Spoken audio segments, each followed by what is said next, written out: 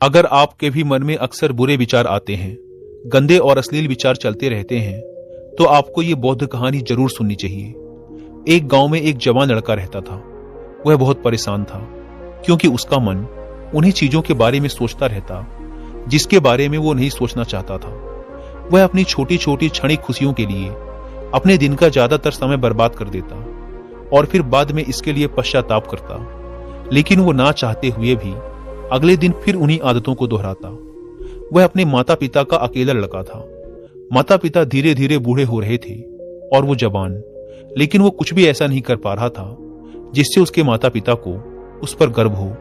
वह जानता तो था कि वह अपने समय और जिंदगी के साथ गलत कर रहा है, लेकिन वो बहुत कोशिश करने के बाद भी खुद को बदल नहीं पा रहा था। वह अपनी समस्याओं के बारे में दूसरे बड़े लोगों को बताता और लोग उसे तरह तरह के सुझाव देते, लेकिन फिर भी कुछ भी बदलाव नहीं आ रहा था। अब तो उस लड़के को भी ऐसा लगने लगा था कि उसका बाकी का जीवन ऐसे ही मानसिक बोझ और बुरी आदतों के साथ बीतने वाला है। इसीलिए अब वह बहुत ही उदास और परेशान रहने लगा था। एक दिन ऐसे ही वह अपने विचारों में खोया हुआ अपने गांव के तालाब के किनारे बैठा हुआ था। तभी पीछे से उसका एक मित्र भागता हुआ आया और बड़े उत्साह से उसके कंधे पर हाथ रखकर बोला, मित्र, मुझे तुम्हारी सभी समस्याओं का समाधान मिल गया है। अपने मित्र के मुंह से यह बात सुनकर वह लड़का बहुत खुश हो जाता है और पूछता है, क्या समाधान मिला मेरी समस्याओं का?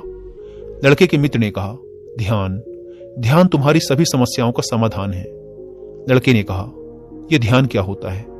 मित्र ने कहा, कल हमारे गांव में एक बौद्ध भिक्षु भिक्षाटन के लिए आए थे। गांव के सभी लोग उन बौद्ध भिक्षु से अपनी अपनी समस्याओं का समाधान पूछ रहे थे। तो मैंने सोचा कि मैं भी तुम्हारी समस्या का समाधान पूछ ही लेता हूं। तो मैंने उन बौद्ध भिक्षु से अपने मन को काबू में करने का तरीका पूछा। मेरा प्रश्न सुनकर उन बौद्ध भिक्षु ने ज्यादा तो कुछ नहीं कहा, बस इतना ही कहा कि ध्यान जीवन की सभी समस्याओं का समाधान है। मैंने सोचा कि तुम्हें ध्यान के बारे में पता होगा, इसीलिए मैंने उन बौद्ध भिक्षु से ध्यान के विषय में ज्यादा कुछ नहीं पूछा।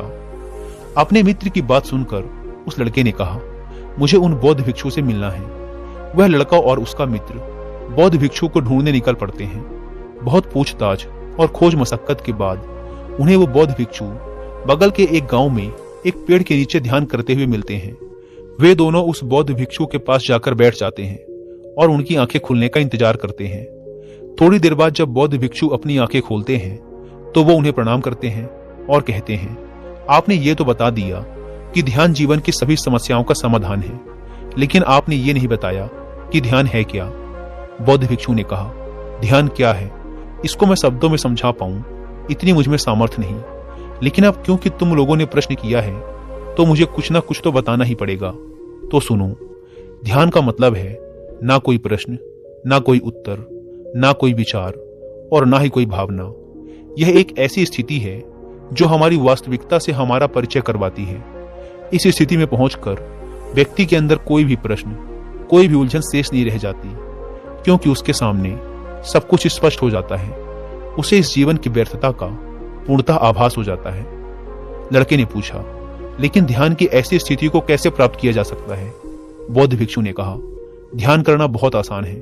क्या तुम्हें बैठना आता है?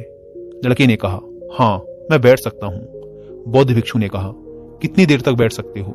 लड़के ने कहा, ऐसे तो कभी आजमाया नहीं, लेकिन जितनी देर तक चाहूं उतनी देर तक बैठ सकता हूं। बौद्ध भिक्षु ने कहा, रोज 1 घंटा आंख बंद करके सीधा बैठना है।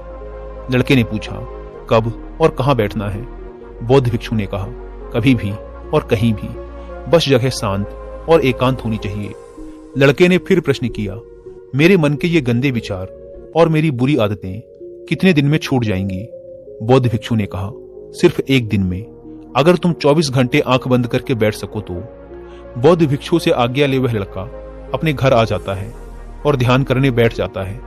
जैसे वह अपनी आंखें बंद करके बैठता है, उसके मन में तरह तरह के विचार उठने शुरू हो जाते हैं। जैसे, क्या ध्यान करने से सचमुच कुछ फायदा होगा? मैं अपनी बुरी आदतों को छोड़ भी पाऊंगा या नहीं? आखिर सभी लोग मेरी इज्जत कब करेंगे? मैं तो उससे प्रेम करता हूं, लेकिन वो मुझसे प्रेम क्यों नहीं करती? मैं ऐसा क्या करूं कि मैं बहुत सा धन कमाऊं और अपने गांव का सबसे अमीर व्यक्ति बन जाऊं? इसी तरह के और भी विचार उसके मन में लगातार उठने लगे। फिर उसे ध्यान आया कि भिक्षु ने कहा था, ध्यान की अवस्था में कोई विचार, कोई भावनाएं नहीं होती। अब वह अपने विचारों को रोकने का प्रयास करने लगा, लेकिन क्या बहती नदी के पानी को कभी कोई रोक पाया है? वह लड़का भी अपने विचारों को नहीं रोक पाता और आंखें खोलकर बैठ जाता है और सोचता है, अब तक के जीवन में बहुत से काम किए, लेकिन इतना मुश्किल काम कभी न किया था। और वो बौद्ध भिक्षु बोल रहे थे कि ध्यान करना बहुत ही आसान है। वह लड़का उन बौद्ध भिक्षु से मिलने दोबारा अपने घर से निकल पड़ता है और उनके पास पहुंचकर कहता है, आपने तो कहा था कि ध्यान करना बहुत ही आसान है, लेकिन ये तो मुझे दुनिया का सबसे मुश्किल काम लग रहा है। मेरे बहुत प्रयास करने के बाद भी मेरे मन में विचार उठने बंद ही नहीं हो रहे हैं। बौद्ध भिक्षु ने कहा, लेकिन तुमसे विचारों को रोकने के लिए किसने कहा है? लड़के ने कहा, तो फिर विचार रहित स्थिति कैसे प्राप्त होगी? आपने तो कहा था कि ध्यान में कोई विचार, कोई प्रश्न नहीं होते। बौद्ध भिक्षु ने कहा, हमारे दिमाग में हर समय बहुत से विचार जन्म लेते हैं और मरते हैं, लेकिन हमारा मन उनमें से किसी एक विचार को पकड़ लेता है और फिर उससे जुड़े विचारों के बारे में सोचता चला जाता है। इस तरीके से हमारा मन विचारों में उलझ जाता है और हम भूल जाते हैं कि हम क्या कर रहे थे। जब तुम ध्यान करने बैठोगे तो तुम्हारे दिमाग में भी बहुत से विचार उठेंगे और खत्म हो जाएंगे, लेकिन तुम्हें किसी भी विचार का चुनाव नहीं करना, बस उन्हें देखना है।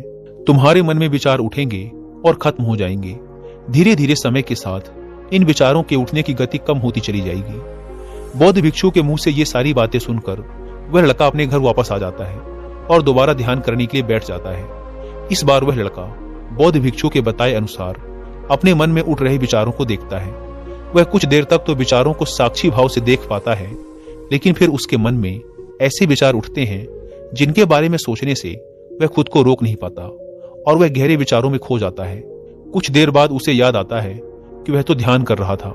वह दोबारा विचारों को देखने का प्रयास करता है, लेकिन इस बार उसका मन दूसरी चाल चलता है।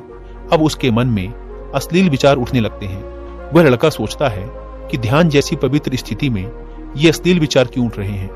वह अपने मन में उठ रहे अश्लील और गंदे विचारों को रोकने का बहुत प्रयास करता है, लेकिन वो उन्हें रोक नहीं पाता।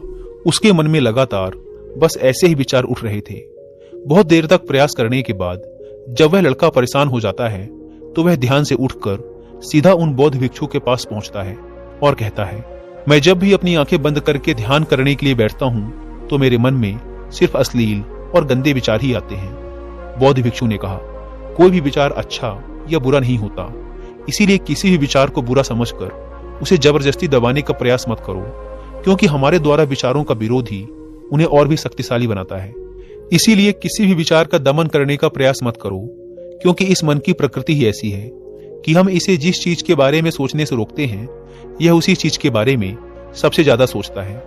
इसीलिए तुम्हारा विचारों को रोकने का प्रयास व्यर्थ है, और जिन विचारों को तुम गंदे व अश्लील विचार कह रहे हो, वो विचार भी तुम्हारे जीवन का एक हिस्सा है। इंसानी जीवन को आगे बढ़ाने के लिए इन विचारों का उठना भी जरूरी है। एक बात हमेशा याद रखना कि जीवन में हम जिस भी चीज को अस्वीकार करते हैं, हमारा मन उसी चीज में सबसे ज्यादा रस देने लगता है। इसीलिए जीवन की किसी भी सच्चाई को नजरअंदाज करने का प्रयास मत करो। हर चीज को स्वीकारो, तभी तुम उससे मुक्त हो पाओगे। लेकिन इसका मतलब यह नहीं कि तुम हर समय काम वासना के विचारों में ही डूबे रहो। तुम्हें यह समझना होगा कि काम वासना हमारे जीवन का एक छोटा सा हिस्सा मात्र है, पूरा जीवन नहीं। तो जीवन के इस पहलू को भी स्वीकारो और आगे बढ़ो, क्योंकि इस जीवन में इसके आगे भी बहुत कुछ जानने के लिए है। लड़के ने कहा, लेकिन हमारा मन हमारे साथ इतनी चालें क्यों चलता है? क्या हमारा मन ही हमारा शत्रु है? भिक्षु ने कहा, नहीं, मन हमारा शत्रु नहीं है। यह तो बस उन्हीं चीजों को अनुभव करना चाहता है जिसमें इसे आराम मिले, आनंद आए। इसीलिए जब हम कोई ऐसा काम करते हैं जिसमें शुरू में ही मन को आनंद नहीं मिलता, तो हमारा मन उस काम का विरोध करता है। बौद्ध भिक्षु ने आगे कहा, अगर तुम अपने मन से बुरे विचारों को खत्म करना चाहते हो तो अपनी आदतों को बदलो। आदतों को तुम केवल तभी बदल सकते हो जब तुम्हारा मन तुम्हारे काबू में होगा, और तुम्हारा मन तुम्हारे काबू में तभी आएगा जब तुम खुद को जानोगे, जब तुम स्वयं का अनुभव करोगे, जब तुम ध्यान का अनुभव करोगे। इतना कहकर बौद्ध भिक्षु खड़े हो गए और एक हल्की सी मुस्कान के साथ उस लड़के के सर पे अपना हाथ रख दिया। इसके बाद उन्होंने अपना भिक्षा पात्र उठाया और वहां से चले गए।